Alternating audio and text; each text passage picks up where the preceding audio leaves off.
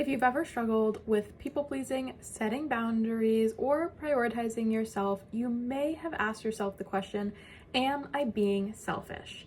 In one of my recent newsletters, I spoke about how we can prioritize ourselves, and I had a reader respond asking, how do I know if I'm prioritizing myself in a healthy way or if I'm being a narcissist? So let's get into it. Healthy self-prioritization recognizes that you are a complete, whole human being who deserves rest and healing just like anyone else does. Here's what prioritizing yourself actually looks like. Let's go down the checklist. Setting boundaries to protect your time and energy. Time is our most precious resource. Not to mention, we all have varying levels of energy. So understanding that and prioritizing yourself when needed is crucial for your health. Saying no without feeling like you have to justify it. I don't know about you, but I would always make up a reason for turning something down, saying no, or backing out of plans. You don't need to have to justify it. If it doesn't feel right for you, if it doesn't feel supportive or good for you, that is enough. Taking care of your physical, mental, and emotional health. These are all necessities to help you function at your best. So prioritizing these is not selfish, it's self-care. Making choices based on your goals rather than external pressure. It can be easy, I like to call this the shoulds. It can be easy to do something because we feel like we should, or society tells us we should, or our mom tells us we should, right? So what are your goals? What do you want your life to look like? And moving with intentionality from that place. Practicing self-compassion instead of self-criticism. We can be our own worst enemies at times. It's really important that you begin to focus on having compassion for yourself, especially in times when you need to prioritize your mental, emotional, and physical health over other things, especially the should things. Don't be hard on yourself. Don't criticize yourself.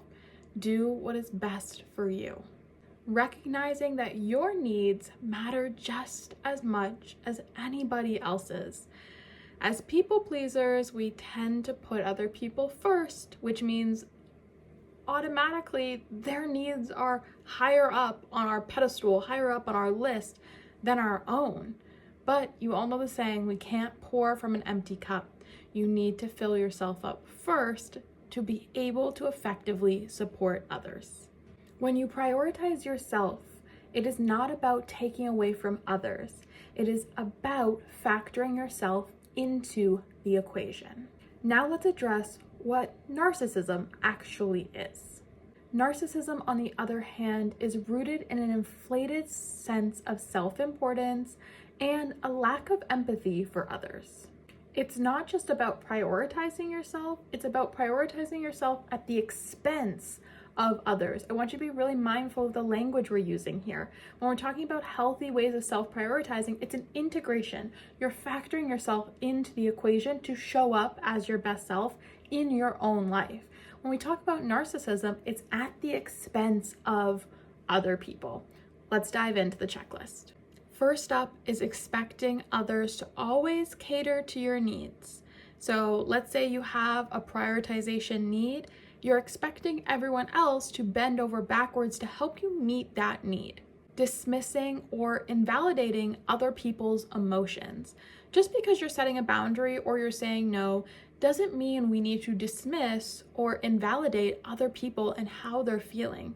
Rather, we need to effectively communicate what we also need and come to a mutual place of support. Manipulating situations to maintain control or admiration.